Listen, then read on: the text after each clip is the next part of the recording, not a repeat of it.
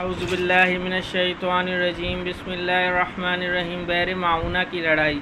بحر معونہ ایک مشہور لڑائی ہے جس میں 70 صحابہ رضی اللہ تعالیٰ عنہ کی ایک بڑی جماعت پوری کی پوری شہید ہوئی، جن کو قرہ کہتے ہیں، اس لیے کہ سب حضرات قرآن مجید کے حافظ تھے اور سوائے چند مہاجرین کے اکثر انصار تھے۔ حضور صلی اللہ علیہ وسلم کو ان کے ساتھ بڑی محبت تھی، کیونکہ یہ حضرات رات کا اکثر حصہ ذکر تلاوت میں گزارتے تھے اور دن کو حضور صلی اللہ علیہ وسلم کی بیویوں کے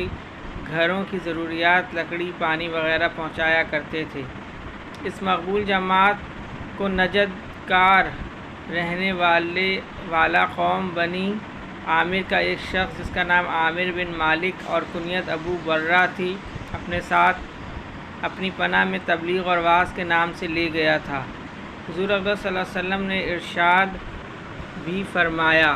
کہ مجھے اندیشہ ہے کہ میرے اصحاب کو مضرت نہ پہنچے، مگر اس شخص نے بہت زیادہ اطمینان دلایا۔ آپ صلی اللہ علیہ وسلم نے ان 70 صحابہ رضی اللہ تعالیٰ عنہ کو ہمراہ کر دیا اور ایک والا نامہ عامر بن طفیل کے نام، جو بنی عامر کا رئیس تھا، تحریر فرمایا، جس میں اسلام کی دعوت تھی۔ یہ حضرات مدینہ سے رخصت ہو کر بحر معونہ پہنچے تو ٹھہر گئے اور دو ساتھی، ایک حضرت عمر رضی اللہ تعالیٰ عنہ بن امیہ، دوسرے حضرت منذر رضی اللہ تعالیٰ عنہ بن عمر، سب کے اونٹوں کو لے کر چرانے کے لیے تشریف لے گئے اور حضرت حرام رضی اللہ تعالیٰ عنہ اپنے ساتھ دو حضرات کو ساتھیوں میں سے لے کر عامر بن طفیل کے پاس حضور صلی اللہ علیہ وسلم کا والا نامہ دینے کے لیے تشریف لے گئے۔ قریب پہنچ کر حضرت حرام رضی اللہ تعالیٰ عنہ نے اپنے دونوں ساتھیوں سے فرمایا کہ تم یہیں ٹھہر جاؤ، میں آگے جاتا ہوں، اگر میرے ساتھ کوئی دغا نہ کی گئی تو تم بھی چلے آنا، ورنہ یہیں سے واپس ہو جانا، کہ 3 کے مارے جانے سے 1 کا مارا جانا بہتر ہے۔ عامر بن طفیل اس عامر بن مالک کا بھتیجا تھا جو ان صحابہ رضی اللہ تعالیٰ عنہ کو اپنے ساتھ لایا تھا۔ اس کو اسلام اور مسلمانوں سے خاص عداوت تھی۔ حضرت حرام رضی اللہ تعالیٰ عنہ نے والا نامہ دیا تو اس نے غصے میں پڑھا بھی نہیں، بلکہ حضرت حرام رضی اللہ تعالیٰ عنہ کے ایک ایسا نیزہ مارا جو پار نکل گیا۔ حضرت حرام رضی اللہ تعالیٰ عنہ فزت رب کعبہ کی قسم، میں تو کامیاب ہو گیا کہہ کر جاں بحق ہو گئے۔ اس نے نہ اس کی پرواہ کی کہ قاصد کو مارنا کسی قوم کے نزدیک بھی جائز نہیں، اور نہ اس کا لحاظ کیا کہ میرا چچا ان حضرات کو اپنی پناہ میں لایا ہے۔ ان کو شہید کرنے کے بعد اس نے اپنی قوم کو جمع کیا اور اس پر آمادہ کیا کہ ان مسلمانوں میں سے ایک کو بھی زندہ نہ چھوڑو، لیکن ان لوگوں نے ابو برہ کی پناہ کی وجہ سے تردد کیا، تو اس نے اس آس پاس کے اور لوگوں کو جمع کیا اور بہت بڑی جماعت کے ساتھ ان 70 صحابہ کا مقابلہ کیا۔ یہ حضرات آخر کہاں تک مقابلہ کرتے اور چاروں طرف سے کفار میں گھرے ہوئے تھے، بجز ایک کعب بن زید رضی اللہ تعالیٰ عنہ کے، جن میں کچھ زندگی کی رمق باقی تھی، اور کفار ان کو مردہ سمجھ کر چھوڑ گئے تھے، باقی سب شہید ہو گئے۔ حضرت منذر رضی اللہ تعالیٰ عنہ اور عمر رضی اللہ تعالیٰ عنہ جو اونٹ چرانے گئے ہوئے تھے، انہوں نے آسمان کی طرف دیکھا تو مردہ خور جانور اڑ رہے تھے۔ دونوں حضرات یہ کہہ کر لوٹے کہ ضرور کوئی حادثہ پیش آیا۔ یہاں آ کر دیکھا تو اپنے ساتھیوں کو شہید پایا اور سواروں کو خون کی بھری ہوئی تلواریں لیے ہوئے ان کے گرد چکر لگاتے دیکھا۔ یہ حالت دیکھ کر دونوں حضرات ٹھٹکے اور باہم مشورہ کیا کہ کیا کرنا چاہیے۔ عمر بن امیہ رضی اللہ تعالیٰ عنہ نے کہا چلو واپس چل کر حضور صلی اللہ علیہ وسلم کو اطلاع دیں، مگر حضرت منذر رضی اللہ تعالیٰ عنہ نے جواب دیا کہ خبر تو ہو ہی جاوے گی، میرا تو دل نہیں مانتا کہ شہادت کو چھوڑوں اور اس جگہ سے چلا جاؤں جہاں ہمارے دوست پڑے سو رہے ہیں، آگے بڑھو اور ساتھیوں سے جا ملو۔ چنانچہ دونوں آگے بڑھے اور میدان میں کود گئے۔ حضرت منذر رضی اللہ تعالیٰ عنہ شہید ہوئے اور حضرت عمر بن امیہ رضی اللہ تعالیٰ عنہ گرفتار ہوئے، مگر چونکہ عامر کی ماں کے ذمے کسی کی منت کے سلسلے میں ایک غلام کا آزاد کرنا تھا، اس لیے عامر نے ان کو اس منت پر آزاد کیا۔ ان حضرات میں حضرت ابو بکر صدیق رضی اللہ تعالیٰ عنہ کے غلام حضرت عامر بن فہیرہ رضی اللہ تعالیٰ عنہ بھی تھے۔ ان کے قاتل جبار بن سلمہ کہتے ہیں کہ میں نے جب ان کے برچھا مارا اور وہ شہید ہوئے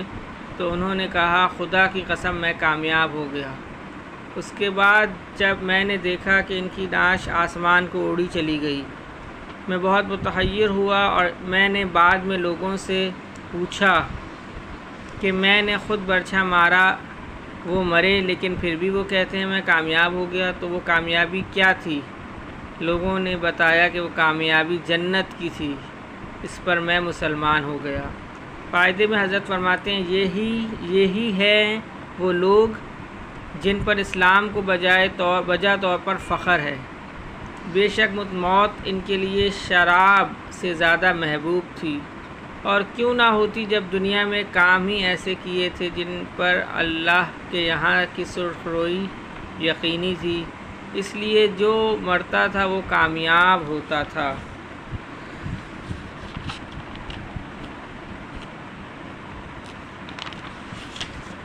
فضائل نماز میں سے ہے، نبی اکرم صلی اللہ علیہ وسلم کا ارشاد ہے کہ بدترین چوری کرنے والا شخص وہ ہے جو نماز میں سے بھی چوری کر لے۔ صحابہ رضی اللہ تعالیٰ نے عرض کیا یا رسول اللہ صلی اللہ علیہ وسلم نماز میں کس طرح چوری کرے گا؟ ارشاد فرمایا کہ اس کا رکوع اور سجدہ اچھی طرح نہ کرے۔ فائدے میں حضرت فرماتے ہیں یہ مضمون کئی حدیثوں میں وارد ہوا ہے۔ اول تو چوری خود ہی کس قدر ذلت کی چیز ہے اور چور کو کیسی حقارت سے دیکھا جاتا ہے، پھر چوری میں بھی اس حرکت کو بدترین چوری ارشاد فرمایا ہے کہ رکوع اور سجدے کو اچھی طرح نہ کرے۔ حضرت ابو درداء رضی اللہ تعالیٰ عنہ فرماتے ہیں کہ ایک مرتبہ حضور اقدس صلی اللہ علیہ وسلم نے آسمان کی طرف نگاہ اٹھائی اور یہ ارشاد فرمایا کہ اس وقت علم دنیا سے اٹھ جانے کا وقت منکشف ہوا ہے۔ حضرت زیاد صحابی رضی اللہ تعالیٰ عنہ نے عرض کیا یا رسول اللہ صلی اللہ علیہ وسلم علم ہم سے کس طرح اٹھ جائے گا؟ ہم لوگ قرآن شریف پڑھتے ہیں اور اپنی اولاد کو پڑھاتے ہیں اور وہ اسی طرح اپنی اولاد کو پڑھائیں گے اور سلسلہ چلتا رہے گا۔ حضور صلی اللہ علیہ وسلم نے فرمایا میں تو تجھے بڑا سمجھدار خیال کرتا تھا، یہ یہود و نصارہ بھی تو تورات انجیل پڑھاتے ہیں، پھر کیا کارآمد ہوا؟ ابو درداء رضی اللہ تعالیٰ عنہ کے شاگرد کہتے ہیں کہ میں نے دوسرے صحابی حضرت عبادہ رضی اللہ تعالیٰ عنہ سے جا کے قصہ سنایا، انہوں نے فرمایا کہ ابو درداء سچ کہتے ہیں،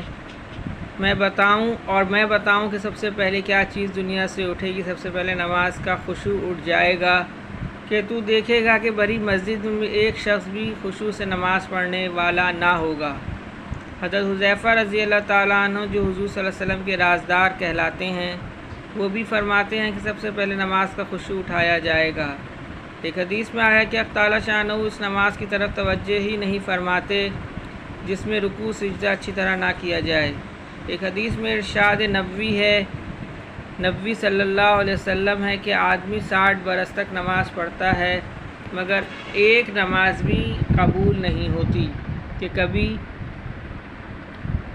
کبھی رکوع اچھی طرح کرتا ہے تو سجدہ پورا نہیں کرتا، سجدہ کرتا ہے تو رکوع پورا نہیں کرتا۔ حضرت مجدد الف ثانی نور اللہ مرقدہ نے اپنے مکاتیب خطوط میں نماز کے اہتمام پر بہت زور دیا ہے اور بہت سے گرامی ناموں میں مختلف مضامین پر بحث فرمائی ہے۔ ایک گرامی نامے میں تحریر فرماتے ہیں کہ سجدے میں ہاتھوں کی انگلیوں کو ملانا اور رکوع میں انگلیوں کو علیحدہ علیحدہ کرنے کا اہتمام بھی ضروری ہے۔ شریعت نے انگلیوں کو ملانے کا اور کھولنے کا حکم بے فائدہ نہیں فرمایا، یہی ایسے معمولی آداب کی رعایت بھی ضروری ہے۔ اسی سلسلے میں تحریر فرماتے ہیں کہ نماز میں کھڑے ہونے کی حالت میں سجدے کی جگہ نگاہ کو جمائے رکھنا اور رکوع کی حالت میں پاؤں پر نگاہ رکھنا اور سجدے میں جا کر ناک پر رکھنا اور بیٹھنے کی حالت میں ہاتھوں پر نگاہ رکھنا اور نماز میں خشوع کو پیدا کرتا ہے، اور اس سے نماز میں دل جمعی نصیب ہوتی ہے۔ جب ایسے معمولی آداب بھی اتنے اہم فائدے رکھتے ہیں تو بڑے آداب اور سنتوں کی رعایت تو سمجھ لو کہ کس قدر فائدہ بخشے گی۔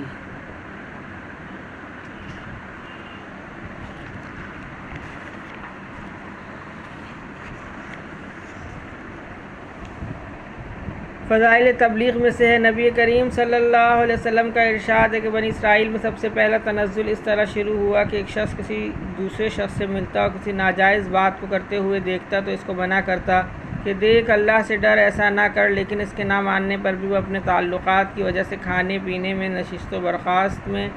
ویسا ہی برتاؤ کرتا جیسا کہ اس سے پہلے تھا۔ جب عام طور پر ایسا ہونے لگا تو اللہ تعالیٰ نے بعضوں کے قلوب کو بعضوں کے ساتھ خلط کر دیا، یعنی نافرمانوں کے قلوب جیسے تھے ان کی نحوست سے فرما برداروں کے قلوب بھی ویسے ہی کر دیے۔ پھر ان کی تائید میں کلام پاک کی آیتیں پڑھیں۔ اس کے بعد حضور صلی اللہ علیہ وسلم نے بڑی تاکید سے یہ حکم فرمایا کہ امر بالمعروف اور نہی عن المنکر کرتے رہو، ظالم کو ظلم سے روکتے رہو، اس کو حق بات کی طرف کھینچ کے لاتے رہو۔ دوسری حدیث میں وارد ہے کہ حضور صلی اللہ علیہ وسلم تکیہ لگائے ہوئے بیٹھے تھے، جوش میں اٹھ کر بیٹھ گئے اور قسم کھا کر فرمایا کہ تم نجات نہیں پاؤ گے جب تک کہ ان کو ظلم سے نہ روک دو۔ ایک اور حدیث میں ہے کہ آپ صلی اللہ علیہ وسلم نے قسم کھا کے فرمایا کہ تم امر بالمعروف اور نہی عن المنکر کرتے رہو اور ظالموں کو ظلم سے روکتے رہو اور حق بات کی طرف کھینچ کر لاتے رہو، ورنہ تمہارے قلوب بھی اسی طرح خلط کر دیے جائیں گے جس طرح ان لوگوں کے کر دیے گئے، اور اسی طرح تم پر بھی لعنت ہوگی جس طرح ان پر یعنی بنی اسرائیل پر لعنت ہوئی۔ قرآن پاک کی آیات تائید میں اس لیے پڑھی کہ ان آیات شریفہ میں ان لوگوں پر لعنت فرمائی ہے، اور سبب لعنت بالجملہ اور اسباب کے یہ بھی ہے کہ وہ منکرات سے ایک دوسرے کو نہیں روکتے تھے۔ آج کل یہ خوبی سمجھی جاتی ہے کہ آدمی صلح کل رہے، جس جگہ جاوے ویسے ہی کہنے لگے،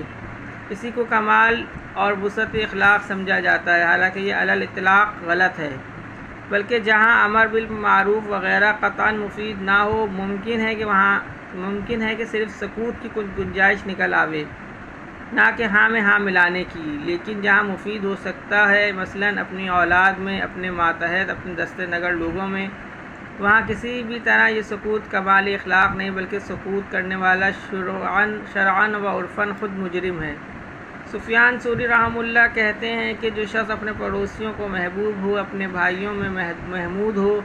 اغلب یہ ہے کہ وہ مداہن ہوگا۔ متعدد روایات میں یہ مضمون آیا ہے کہ جب کوئی گناہ مخفی طور سے کیا جاتا ہے تو اس کی مضرت کرنے والے کو ہی ہوتی ہے، لیکن جب کوئی گناہ کھلم کھلا کیا جاتا ہے اور لوگ اس کے روکنے پر قادر ہیں اور پھر نہیں روکتے تو اس کی مضرت اور نقصان بھی عام ہوتا ہے۔ اب ہر شخص اپنی ہی حالت پہ غور کر لے، کتنے معاصی اس کے علم میں ایسے کیے جاتے ہیں جن کو وہ روک سکتا ہے اور پھر بے توجہی اور لاپرواہی، بے التفاتی سے کام لیتا ہے، اور اس سے بڑھ کر ظلم یہ ہے کہ کوئی اللہ کا بندہ اس کو روکنے کی کوشش کرتا ہے تو اس کی مخالفت کی جاتی ہے، اس کو کوتاہ نظر بتلایا جاتا ہے، اس کی اعانت کرنے کے بجائے اس کا مقابلہ کیا جاتا ہے۔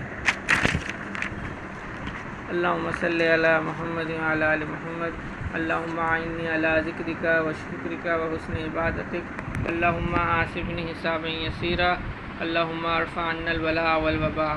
رب ارحمہما کما ربیانی صغیرا، اللہم اغفر لی ذنبی ویسر لی امری وبارک لی فی رزقی، اللہم لا تحرمنا اجرہا ولا تفتنا بعدہا۔ سبحان ربک رب العزت عما یصفون وسلام علی المرسلین والحمد للہ رب العالمین، آمین برحمتک یا ارحم الراحمین۔ 7 نومبر سے جو اجتماع شروع ہے رائے گڑھ میں کراچی والوں کے لیے، اس میں خود بھی جانے کی کوشش فرمائیں اور وقت کے نکلنے کے لیے کوشش فرمائیں۔ اللہ پاک نے میری، آپ کی اور تمام عالم کے تمام مسلمانوں کی کامیابی اپنے اس دین میں رکھی ہے، اور یہ دین آئے گا محنت سے۔ اسی محنت کے سلسلے میں ان اجتماعوں کا ہونا ہوتا ہے کہ اجتماع میں جوڑا جاتا ہے۔ ہم خود بھی جانے کی کوشش فرمائیں اور دوسروں کو بھی دعوت دیں۔